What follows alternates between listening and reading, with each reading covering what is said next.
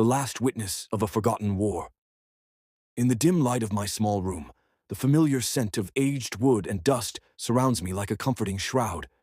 At 118 years old, I find myself reflecting on a life that feels both vast and constricted. The world outside my window rushes by, oblivious to the echoes of a forgotten war that only I can recall. A conflict fought deep beneath the surface, between civilizations that thrived in the shadows of the earth. I remember the day it began vividly. I was just a young boy, barely 10, when I first caught a glimpse of what lay beneath our feet. It was a typical summer afternoon. The sun cast a golden hue over the fields where I played. But that day, as thunder rumbled in the distance, I noticed a crack in the earth, a fissure that pulsated with an eerie glow. Drawn to it, I peered inside and was met with a sight that would haunt me for decades. A sprawling underground city, alive with movement and color, inhabited by beings unlike any I had ever seen. They were not mere shadows. They were a civilization with their own culture, language, and history.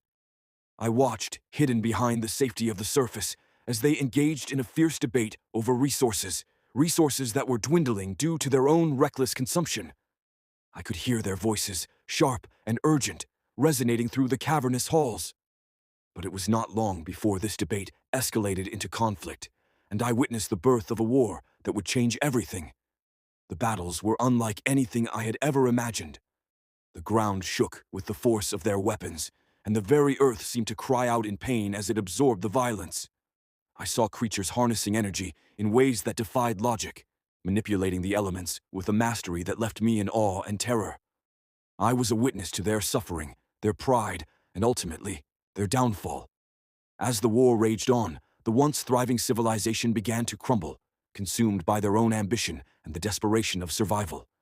Years passed, and the memories of that underground conflict became a burden I carried alone. I grew older, and the world above me continued to change. I watched as history was rewritten, as wars were fought and forgotten, but the echoes of that ancient struggle remained etched in my mind. I knew that I was different. My rare genetic mutation allowed me to perceive the undercurrents of reality that others dismissed as fantasy or madness.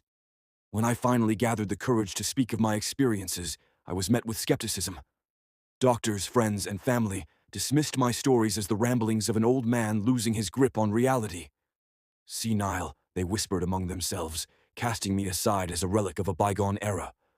But I could not remain silent. I refused to let the truth die with me. In my desperation, I began to write. My hands, though frail, moved with a purpose I hadn't felt in years. I chronicled the events I had witnessed.